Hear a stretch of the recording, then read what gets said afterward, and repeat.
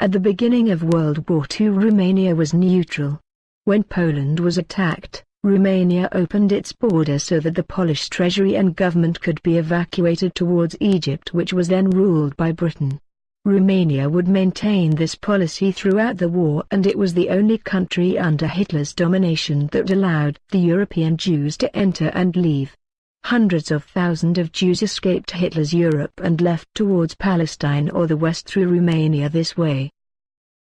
As mentioned in the previous episode, Romania was ruled by the German playboy King Charles II, who betrayed Romania numerous times, like his father before him. For example, in 1928, after first abandoning the throne to travel around the world, he made a deal with Hungary under which he promised to cede some territories of Romania in exchange for the Hungarians helping him get back on the throne of Romania.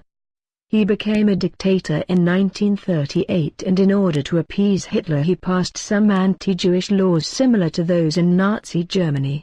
Like we have shown in the previous episode, he accepted the territorial ruptures and the carving of Romania into 4 pieces as agreed on by Hitler and Stalin under the Ribbentrop-Molotov Pact.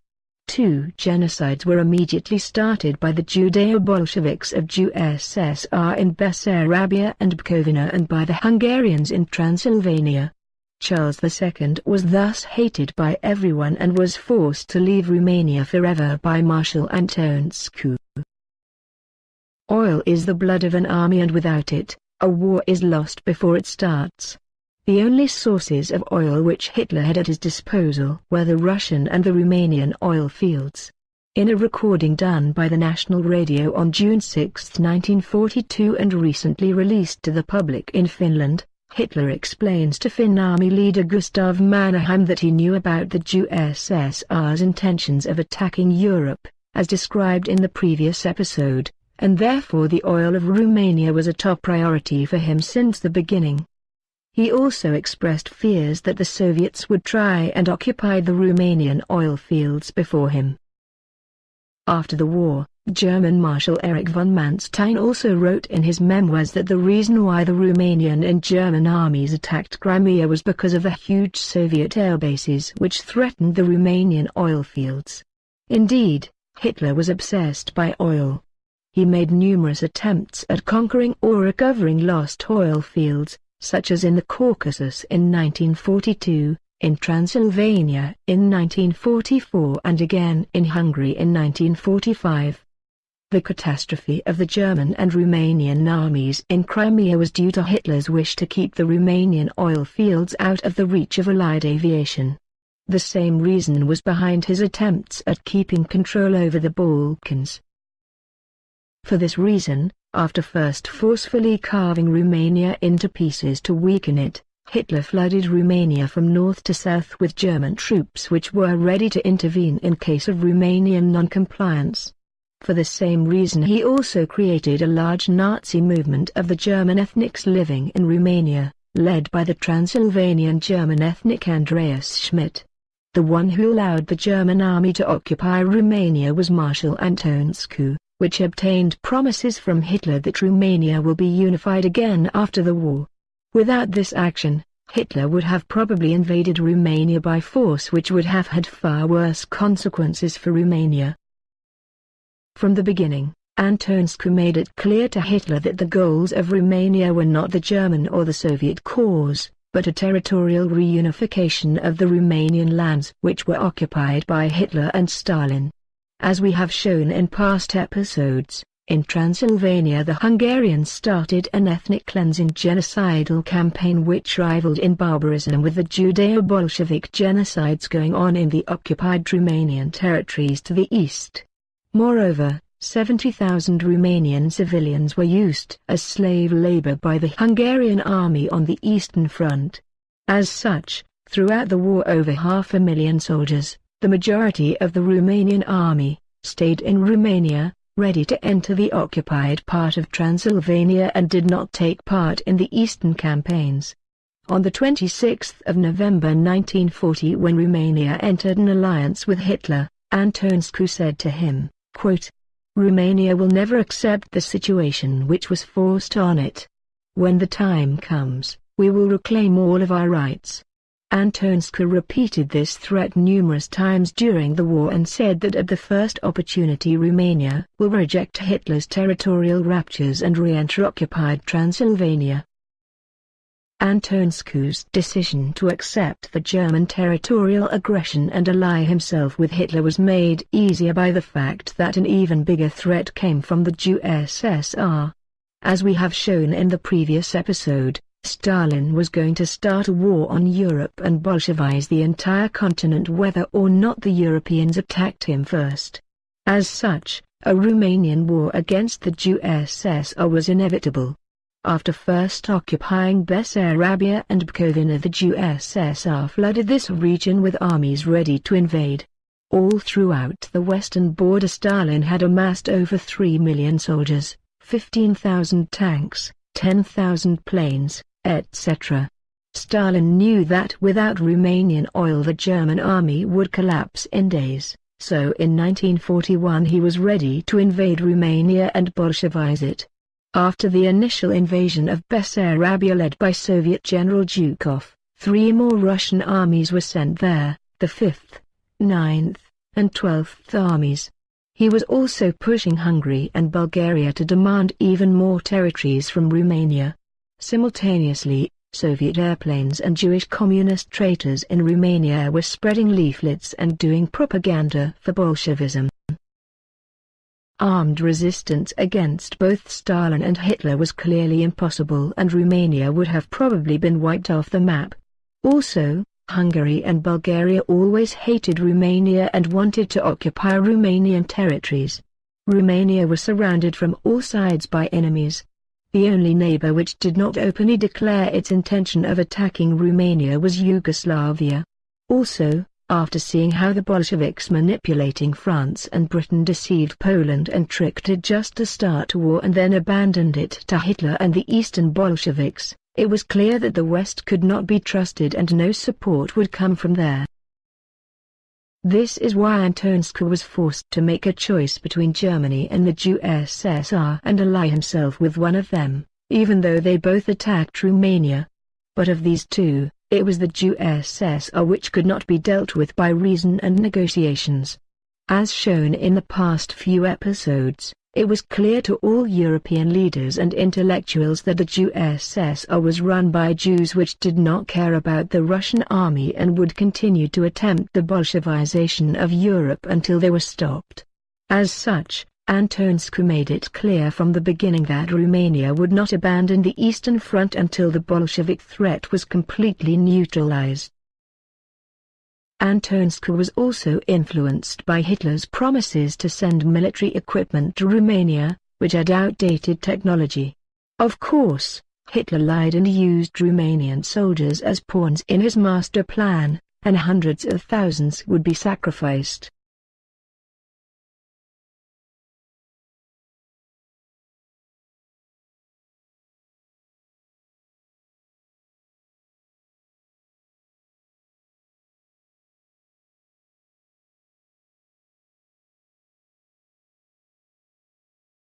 In June 1941 Romanian forces attacked the huge Bolshevik armies which occupied Bessarabia and Bukovina. In just 1 month they would manage to defeat and chase away the Bolsheviks. Then as now, the authorities in Russia described the liberation of these Romanian lands as an act of quote-unquote, aggression of Romania and an invasion of Soviet territory. Like everywhere on the western border of the USSR, the Bolshevik army was ready for the invasion of Europe, and the lack of defensive positions explains the quick advance and victory of the Romanian armies. At Hitler's request, the Romanian army advanced into Ukraine where the Germans and Romanians were welcomed as liberators. After extremely bloody battles, the Romanian army defeated the Bolsheviks, conquered the strategic port of Odessa and secured Transnistria and with it the security of the Romanian oil fields. Because the Germans failed to respect their promises and help the Romanian army with modern equipment, the typical bravery of the Romanian peasant was the only advantage the Romanian army had over the Russians. Simultaneously, A different Romanian army corps was advancing into Russia together with the Germans and Italians.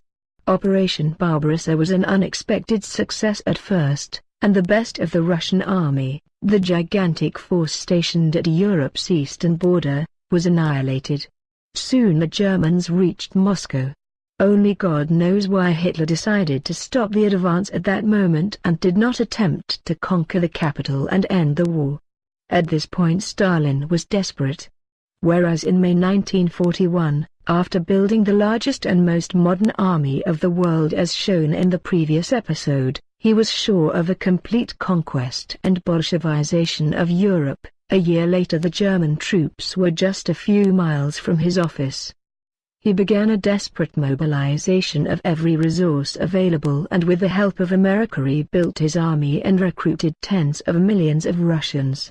This second army of Stalin was poorly prepared and managed and would lead to the deaths of over 20 million Russians. Looking at the number of casualties, we can see that 20 Russians died for every German, Romanian or Italian soldier. Veterans of the Stalingrad battle, for example, would later recount how the Russians were herded into battle like cattle to the slaughter, with only the front line having weapons and the rest picking up the weapon when the front man died. Most times they would get drunk before the battle since they were facing certain death, not being allowed to retreat either. But Stalin also knew that these troops might not stay and fight. Many of the Red Army had turned and retreated in the face of the German blitzkrieg that summer. Now, Stalin determined, his soldiers would be made to hold their ground. Just behind the front line, he ordered blocking detachments to assemble. They had one simple task. If Red Army soldiers ran past them, then they were to shoot them dead. Вот там свой род сразу раз останавливали, жизнь отдавай, но не отступая, сражайся. А если не сопротивляешься или еще все-таки бежит или что, уничтожали. Стой, стрелять будут. Или вверх даешь стрелять. Нет, все на месте уничтожали. The defeat at Stalingrad rests on the shoulders of the German commander Maximilian von Weizsäcker. He was the one who allowed the Russians to encircle his armies.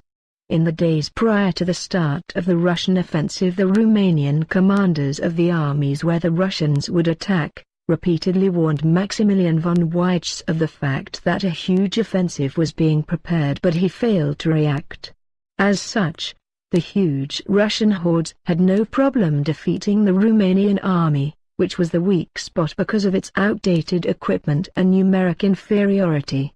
Furthermore, when the enormous size of the Russian offensive became clear and the Romanians warned him that a retreat was the only option, Maximilian von Weizsäcker ordered a fight to the last man instead, probably under the influence of Hitler's orders. As a result, 300,000 German and Romanian troops were trapped in an encirclement. Desperate efforts were made by the Romanian generals to help the trapped soldiers escape the encirclement, with some even proposing disobeying the orders of Maximilian von Weizsäcker. But since Antonescu initially ordered them to respect the German orders, the fate of these soldiers was sealed. They followed the German orders and fought to the death. When realizing the situation, Antonescu convinced Hitler to allow the Romanian army to retreat, but by then it was too late. Since captivity in the Bolshevik gulags of the USSR meant certain death, a group of about 30,000 Romanian soldiers led by General Lasker attempted to force a breakthrough of the Russian encirclement, but they suffered heavy losses and only 3,000 of them succeeded in escaping the encirclement. The defeat at Stalingrad was decisive not because of the human and material losses, but because it permanently demoralized the German and Romanian soldiers, who became convinced that the war was lost at that point. The best German field commander of World War II, Erich von Manstein, in his book appropriately named Lost Victories, would write about the Romanian soldiers, quote, "In spite of the shortcomings, the Romanians did their duty as best as they could. Above all, they always followed the German commander's orders without objection, and unlike other allies of ours, they never sacrificed military interests for personal prestige. The Romanians remained our best allies, and in many situations they showed extraordinary courage." End quote. On the 12th of May 1943, since it was clear to him that the USSR would invade Germany, Marshal Antonescu allowed about 50,000 German ethnics that were enrolled in the Romanian army to leave and join the German army. If today we still have some degree of freedom and are able to talk about these things, this is due to the millions of people who saw past the propaganda and understood the evil of Bolshevism and left everything behind and sacrificed their lives in the most noble fight in history, that between humanity and Bolshevism. These were the best of the best that humanity had to offer, people from all races, all religions, all nationalities, all backgrounds and all continents joined hands.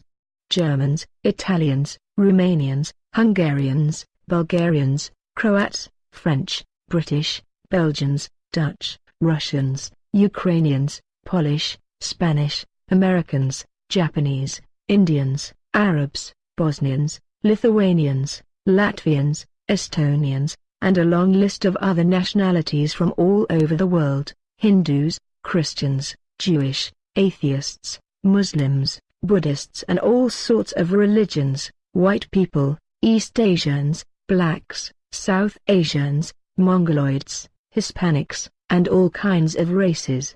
They all gave everything up and preferred death rather than let Bolshevism take over the world. Never forget. In November 1942, after a meeting with Hitler, Antonescu said, quote, "Germany lost the war, we now have to focus on not losing ours." He would later start a series of negotiations with the Allies in order to secure a good armistice for Romania. In 1943 he started secret negotiations with the Americans and the British. At negotiations in Cairo they asked Romania to surrender unconditionally, but Antonescu and the political parties of Romania refused an unconditional surrender. The Romanian party made it clear to the Allies that a surrender would have serious repercussions for Romania, since the German army occupied it and a control of the resources of Romania were essential for Hitler. The Americans, such as State Secretary Cordell Hull and the army, were all in favor of signing the armistice that Antonescu wanted, except for President Roosevelt, who had other plans for Romania and insisted on an unconditional surrender and was not in favor of Romania becoming an ally with full rights. Simultaneously, negotiations with the Soviets were being completed in 1944 in Stockholm, which guaranteed the independence, territorial integrity, and neutrality of Romania with the condition that Romania permanently gave up the territories occupied by the Russians in 1940. The German army was to be given a 15 days time frame to orderly evacuate Romania. At that point the Russians were getting desperate, since in the west the Americans were advancing, and if Romania did not exit the war the Russians could not have reached Germany before the Allies. As mentioned before, the majority of the Romanian army stayed in Romania during the war, and Antonescu had enough resources to stop the advance of the Russians long enough for the Americans to reach Germany, Hungary and then Romania. So at that point the Allies had two options. Either sign an armistice with Romania, thus allowing the Russians a swift advance towards Germany, or refuse the armistice and thus give the Americans the opportunity to occupy entire Europe. As expected, the Americans did not agree to the armistice, but the Russians desperately needed it in order to occupy as much European territory as possible before the end of the war. So on the 23rd of August 1944 the armistice between Romania and the USSR was ready to be signed, and the only one who needed to be informed was the King Michael of the German family that occupied the throne. But like his father and grandfather before him, he too would betray Romania on that fatidic day. The 23rd of August 1944 is the darkest day in Romanian history and marks the day when the Romanian nation was sentenced to spiritual and intellectual death and slavery under Bolshevik masters until today. The 23rd of August 1944 was the day when Antonescu and the leaders of the main Romanian political parties decided to sign the armistice with the USSR and were going to inform the king. The king's private secretary Mircea Ionescu later wrote that on that morning he was awakened by the Deputy Prime Minister Mihai Antonescu, not related to Marshal Antonescu, who phoned him asking that the king received Marshal Antonescu in an audience later that day. In the Curie Rule newspaper of 13 October 1944, General Aurel Aldea, one of the traitors that helped the king, confirms that Antonescu was going to see the king that day and sign the armistice, and also confessed that they were planning to overthrow Antonescu on the 26th of August. So they decided to arrest him on that day instead. At the phony Bolshevik trial of Marshal Antonescu in 1946, Gheorghe Breșanu, a leading politician, also confirmed that Antonescu was going to sign the armistice on that day. The American envoy to Moscow Averell Harriman would also confirm this later. Together with the king's allies, the Communist Party represented by Lucretia Patrascanu was also involved. By that time the Bolshevik Jews of Romania led by Anna Porca succeeded in recruiting a small group of Romanian communists which joined the Bolshevik Jews and formed the Communist Party of Romania. As for the motives behind the king's betrayal, his private secretary Mircea Ionescu wrote that he was displeased with Antonescu because the marshal treated him like an incompetent child and was patronizing him. The king told the politician Gheorghe Breșanu that, quote, "If I let Antonescu sign the armistice himself, he will continue to patronize us." Basically the king wanted to continue to live his extravagant lifestyle. When Antonescu came to the king's palace to discuss the armistice as agreed, he was arrested by the traitor king and 5 other accomplices.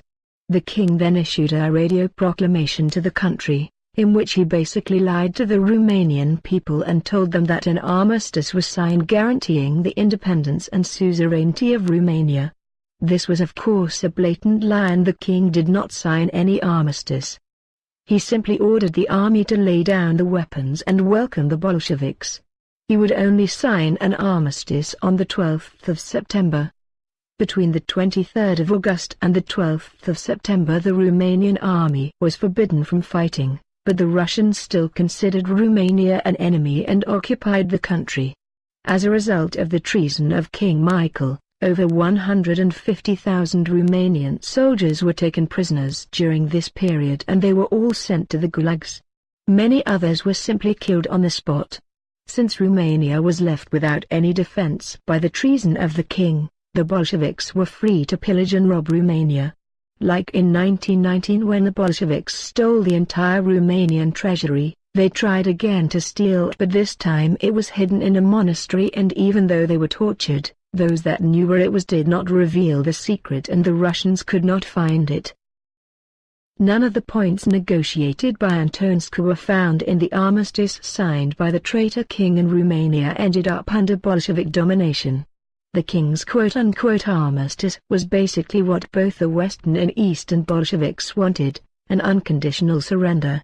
Moreover, at the Peace Treaty of Paris in 1946 Romania was considered an aggressor country as a result of the King Michael's treason, and was forced to sign a peace treaty which imposed economic burdens heavier than the ones Germany had after World War I. The king's treason shocked the Romanian soldiers and commanders. Ion Manuel, one of the greatest Romanian soldiers in World War II who would continue the fight in the German army until the end of the war, wrote in his diary on August 24, 1944, quote, "The marshal replaced, the king betrays, the army is rebelling, a communist government, etc. I don't understand anything anymore." End quote. General Platon Chernoga would later write, quote, "We have here a king that abandons his army to the enemy. Where in the world can we find a similar leader?" On July 20, 1945 he was awarded Stalin's Order of the Soviet Victory. "It's a sad honor to be awarded by the mortal enemy of your own people." End quote. As always, The Russian troops started looting Romania, raping women and abusing civilians, and in Bessarabia and Bukovina the assassinations, deportations and the mass starvation would start again. Women in Romanian villages were so afraid of the army of Russian rapists that young girls would hide in the fields and borrow the clothes of their grandmothers to trick the Russians. This was the typical behavior of Russian soldiers ever since they first started occupying Romanian lands 2 centuries earlier, but during World War II they exhibited the worst behavior. In Germany, for example, over 2 million women were raped, from 8 years old to 80 years old. This campaign of assassinations, pillage and rapes was partly driven by the Jewish Bolshevik propaganda minister Ilya Ehrenberg, whose sadistic writings were distributed among the Russian soldiers. For example, the leaflet entitled "Kill" contained these phrases: "The Germans are not human beings. If you have not killed at least 1 German a day, you have wasted that day. There is nothing more amusing for us than a heap of German corpses." End quotes. The Romanian army at that point was under Bolshevik control as a result of the king's treason, and was forced to fight in the west against the Germans until the end of the war, resulting in a further 21,000 Romanian casualties. Those of them that also fought on the Eastern Front would later be thrown in jail and persecuted. This pillage of Romania by the Russians, the genocides, deportations, persecutions, forced labor, destruction of Romanian culture and of its millennial ethnography, and the 50 years of communist rule and the ensuing brainwashing and dumbing down of the population were not the only results of the King Michael's treason. By taking Romania out of the war, the Eastern Front collapsed, and this shortened the war and made it easier for the Bolshevik army to reach Germany. As we have shown before, the Marshal Antonescu had enough resources to delay the Bolsheviks until Europe was occupied by the Americans. The king's treason allowed the Bolsheviks not only to destroy Romania and the Romanian people in the following 50 years, but also many other Eastern European nations who were also occupied by the Bolsheviks. Marshal Antonescu would be executed after a phony trial in 1946. Along with thousands of other members of the Romanian elite, and his body was destroyed so that he would have no grave. His last words were, "Long live Romania."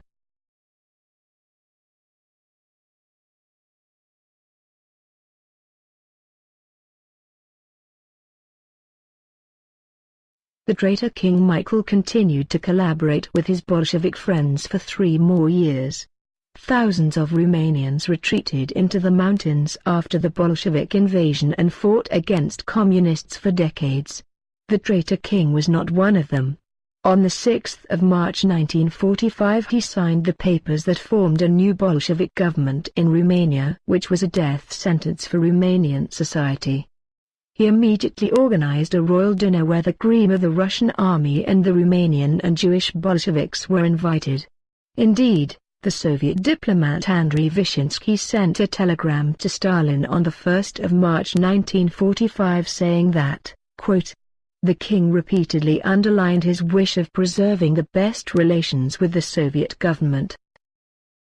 All throughout the Bolshevik takeover of Romania under the leadership of the Jewish Bolshevik Hanna Porka, the traitor king never once refused to sign the laws that the Bolsheviks were asking for and which will lead to the deaths of tens of thousands of innocent Romanians, to deportations and imprisonment, torture and assassination of anyone deemed a threat to the new Bolshevik order.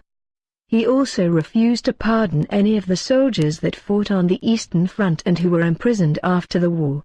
After the fake elections of 1946, he addressed the parliament on the 16th of November 1946 endorsing the result. Among others, he said, quote, "We wish to express our feelings of gratitude to the glorious Soviet Army and to its heroes, fallen in our country for the liberation of our people and of northern Transylvania and for the liberty of all nations." For his treason, Stalin awarded King Michael with the Pobeda Order, the highest Bolshevik award. He would proudly exhibit this award at every opportunity he had. Stalin also sent him 2 airplanes as a gift. Until 1947 the traitor king and the Bolsheviks treated each other with courtesy. The Soviet General Suzaikov was the king's hunting partner, while the Soviet General Malinovsky was decorated by the king with the Romanian Michael the Brave Order for bravery. Suzaikov in exchange would supply the king with parts for his automobiles, which were his passion. Throughout this time, as we will see later, the Romanian nation was literally giving its last breath. Finally, after the Bolsheviks transformed Romania and there was no serious threat of an anti-communist rebellion, the traitor king abdicated and left the country. When asked why he abdicated, the traitor blatantly lies and says that, quote, thousands of students were held hostage by the communists.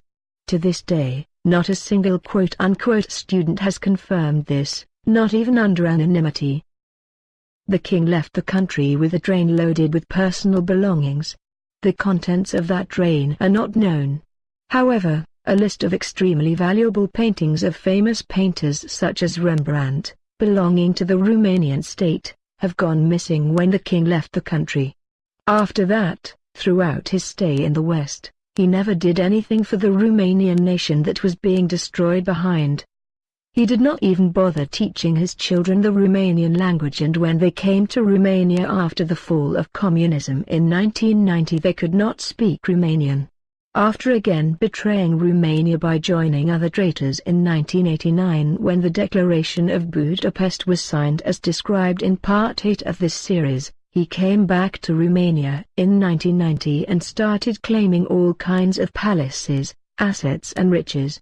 Today he lives from these riches and from the taxes of impoverished Romanians that have to pay him an exorbitant pension. He is today one of the richest people in Romania, but still does absolutely nothing for the Romanian nation. After the king's treason, Romanian patriots enrolled in the German army to continue the fight, or retreated into the mountains where they would continue the fight against Bolshevism for 2 more decades. As we have shown in the previous episodes, the vast majority of the post-war implementation of Bolshevism in Eastern Europe was done by communist Jews. This was the case of Romania as well, where the Jewish Ana Porca became the supreme dictator of Romania and was pulling the strings behind the Romanian puppets in the government. The country was flooded with Bolshevik Jews from Russia and Europe, which came to control everything in Romania, from the collectivization of agriculture to the persecution of the Romanian elite. Departamentul Securității Statului a fost o instituție condusă la început de alogeni. Pintilie, Pantelei Bonarenko, era el ucrainian, era el ofițer NKVD cu multă experiență și așa mai departe. El era evreu. Gheorghe Pintilie, nume românizat, Pantelei Bonarenko, după numele lui de ucrainian, da? A fost șeful securității. Adjuntului Nikolski, Alexandru Nikolski, și el tot evreu, tot comunist de ăsta, tot din zona aceea basarabeană. Deci managementul instituției securității regimului comunist din România în anii 50 era în exclusivitate în mâna acestor alogeni.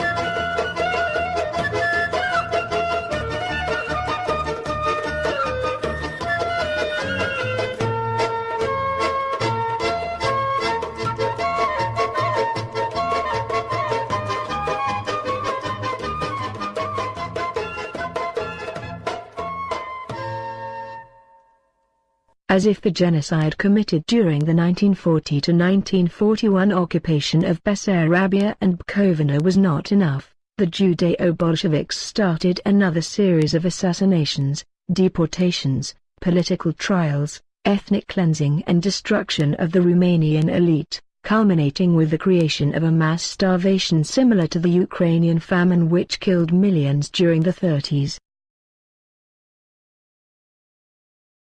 În 46-47 au fost asta secete. Și de pe hectarul de pământ undeva grâu e 500-600 de kilograme. Dar la stat trebuia să dăm tot, cam așa, atâta. Moldova avea plan de furnizare a cerealelor către fondul de stat. Evident că acest plan era foarte mare. Aici, nefiind colhozuri, erau căsătorii individuale și pe ăștia ei peneau de 2 ori mai mult. Am dovedit și am ascuns. Am săpat și în pământ și am pus butoi și am pus ceva pâine, pentru că îi îmblau cu niște șticuri, cum se numesc rusești, și căta unde-i părea, într-o iesle, într-o... și găsești, a strâns tot. Foamea n-avea să fie, dar ei organizat-o. La noi, scopul care era? Să moară o parte din lume și poate românii să știe care se împotrivă, contra. Asta era un scop. După aceasta se poate face liber colhozurile. Ei au luat tot de la oameni. Oamenii aveau strâns sac cu făină, că așa era la moldoveni și așa era. Aveau fasole strâns, aveau piani. Dar dacă ei au venit și au măturat tot. Tot ce aveau și rămâneau câte 7 copii, câte 8 copii și n-aveau nimic ce mânca. Asta e ideologie comunistă, ca să faci colhoz, adică colectivizare, trebuie să-i înspăimânți pe oameni, să-i aduci la disperare. Și ca să zic ei singuri, primește-mă în colectivul vostru numai să nu mor. Și așa și-au făcut, când au văzut că cad ca găinile toți, ceilalți de spaimă, sigur că s-au cerut să-i primească în colectivul lor. Adăugător. Păi nu mai am adăugător, iată am copii, n-am de unde. Ai. Noi am dovedit și am ascuns vreo 400 de kilograme, vreo 300 de kilograme de grâu. Și cu aceea am ieșit. Dar de acum tata se umflase de foame. Că știți, ca orice părinte, întâi și întâi copilul și statul. Cei care au avut pierzi uscate, mere uscate, trăgeau la râșniță, știți ce înseamnă râșniță? Două pietre și se măcinau și asta. În afară de asta, coarja de copac. Știți, au rămas mulți copaci care scoteau coarja de copac și măcinau. Oamenii început să se mai ascundă câte ceva. Căutau și în sobe. Și prin pământ, așa, unde vedea, prin grădină, prin stogurile cu paie, căuta până când nu găseau. Totuși luau absolut până la ultimul grăunte. Și dacă găseau ceva ascuns undeva, care omul punea pentru copii, poate ceva, îl judeca. Că el o ascuns de stat și îl judeca la 10 ani, la 15 ani de zile, când nu a dat statului impozitul. Îi spuneți, nu umblați voi copiilor la cuibare, că trebuie să ducem ouăle, că altfel Istoria, Sibiria. Nu toate erau. Nu toți aveau lână, nu toți aveau ouă câți. Oamenii zi și noapte activă ca șârchii, ca fiarele sălbatice scuturau podurile la oameni. Dacă vedea că nu găsește, îmbla cu o suliță așa mare și unde potriveau ei, că o ascuns omul, găsea acolo și îl luau la Sovietul Sătesc și își băteau joc acolo, îl băteau și îl speriau în tot felul și la închisoare îl trimiteau.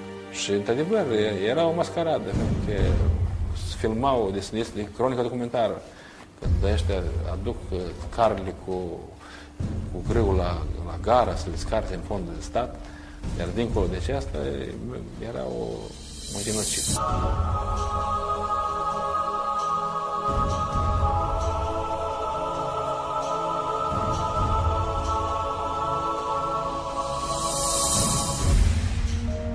Și care nu dovedit să ascunde, așa s-au dus mulți.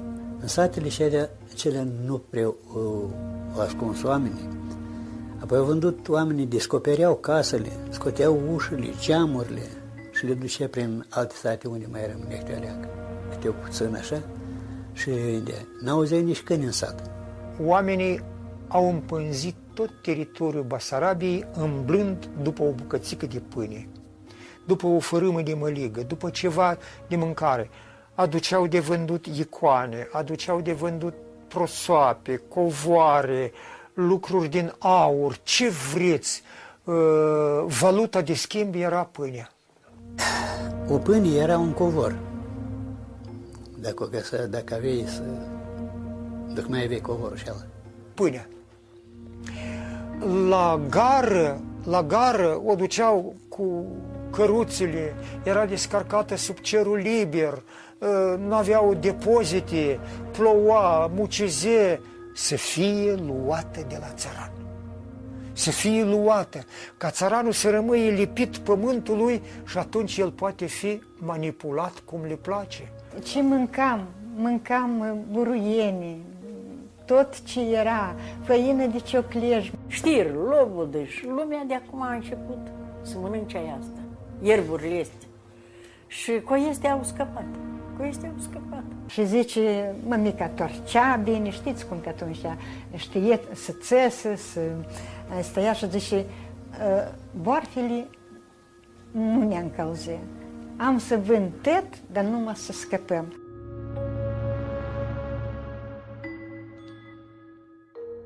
Recolta fiind mică, animalele au fost sacrificate și deja în 47 iarna s-a început o foame cumplită legată cu act de canibalism. Da. Vașele le țineau în casă lumea. Oaiul pierit și el s-a temut Da, era bolnavă. S-a temut și a zis că face sopon din... O fierbe pe semne că său culegi dintr în sac. Eu nu știu chestia, tehnologia asta de a face sopon. Și au mirosit unul altul și au venit, iată asta nu mă țin minte, că veneau în izmene, albe, fără cămașă, de nu mai aveau nimic pe dânsă, tot o dat pe mâncare. Au schimbat pe bucată de pâine, pe o cartofă și izmene și... Neculai, dă-mi, te rog, o bucată de carne, dar poperit, ai să mori, dar ori așa mor. Și tot ce unul și ala cât de mare, că așa e un ce unul, țin minte, și alt pe chirostrei l-a pus în mijlocul o grez, tot o mâncat. A decedat atunci bunica, mămica tatălui. Din cauza foametei? Foametei, da. A decedat Ilinuța, care aștepta 2 pâini și 2 colaci, și Iecubaș micuțul, care era de acum, după mine, avea un an de zile, era sugaci și a murit în mari chinuri. Pe sub drum cădeau oamenii, mureau și părintele cu carul îi ducea la cimitir. Copilul de acum, când se trăgea de moarte, e clar că și mămica Bocea și eu și sora Eugenia și sora Pelagia, că de acum nu se îndeață. Și el nu putea să moară, știți, auzea plângete, bocet și îi curgea lăcrămioare pe obraz. Străgea de moarte, deci lacrimile și aia curgeau. Și a venit vecina și zice, ieșiți afară să-i țin eu copilului lumânarea, că el nu poate să moară auzind bocet. Și noi am ieșit toți afară și copilul s-a stâns de viață în mare chinuri. Fiindcă tata se mișca și avea putere, că totuși câte ceva mânca, îl chemau foarte des ca să facă groapa la ceilalți, rude, vecini, cunoscuți.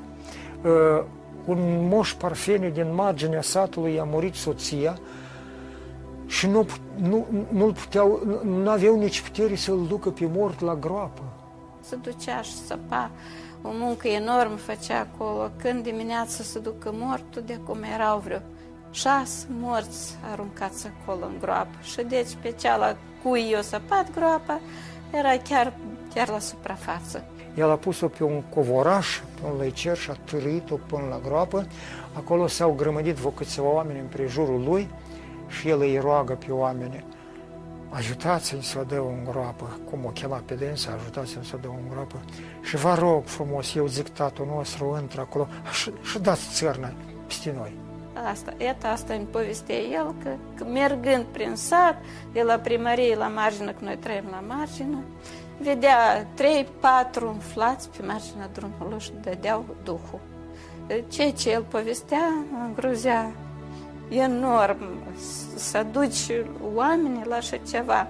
Nu a fost niciodată, povestea tata, ca să fie secetă într-un an și oamenii să n-aibă rezerve. Tot timpul avea pe 2, pe 3 ani oamenii se temeau de foame, de secetă și aveau grijă. Dar săraci erau foarte puțini și dacă era vreo secetă și era vreunul sărac, apoi toți ceilalți să știe că se dă de poman, dar cui? Ei, la cel mai sărac, nici acela nu îndura foame. Like everywhere, immediately after the king's treason and the occupation of Romania, the Bolsheviks started eliminating the Romanian elite, beginning with the army. Of the 19,000 officers that the army had in 1944, only 700 were still in the army after a few years of persecutions. Everyone deemed a threat to the new Bolshevik order was eliminated, from army generals, to intellectuals, politicians and even wealthy peasants. Tens of thousands of Romanians would be imprisoned, tortured, assassinated, deported, or condemned to forced labor. Even before the traitor king left the country, the so-called People's Tribunal was formed and the persecution of the Romanian elite started. Buildings were confiscated, Eastern Front veterans killed and their families persecuted, villages were forcefully collectivized, anti-communists were tortured to death, priests were arrested and churches closed. The Russian language became compulsory in schools, the control of and systematic destruction of Romanian culture began, etc. This savage organized genocide of the Romanian nation continued until the Jews were slowly removed from power by Romanian communists such as Nicolae Ceausescu or by the USSR as a result of the 1956 Hungarian revolt, which had a predominantly anti-Jewish character since, like everywhere in Eastern Europe, the rulers of Hungary were Jewish. Thousands of Romanian patriots of both Romania and occupied Bessarabia formed resistance movements. They would retreat into the mountains where they fought the communists for decades until every one of them was either killed on the spot or imprisoned and tortured to death.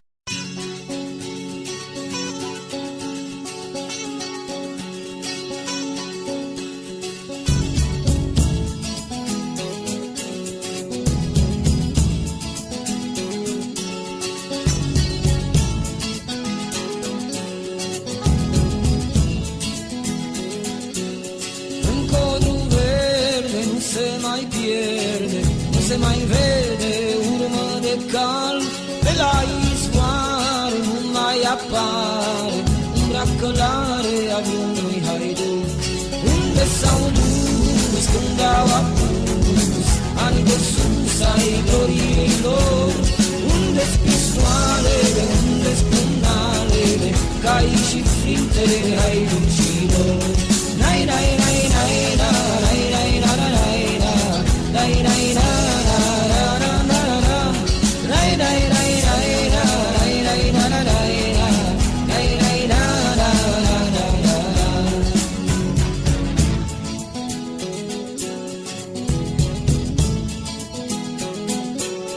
La drumul mare nu mai apare să mai omoare cât un cioc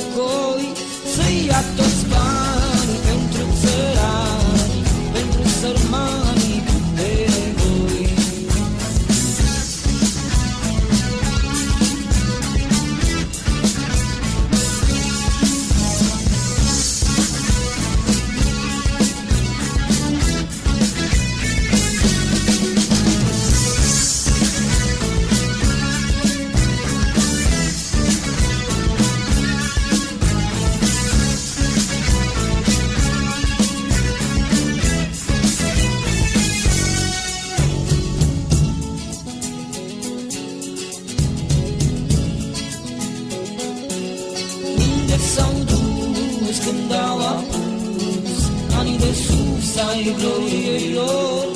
Unde-s pistoalele, unde-s pumnalele, cai și flintele haiducilor? Unde s-au dus când au apus anii de sus ai gloriei lor? Unde-s pistoalele, unde-s pumnalele, cai și flintele haiducilor? Nai, nai, nai, nai, nai, nai, nai, nai, nai, nai, nai, nai,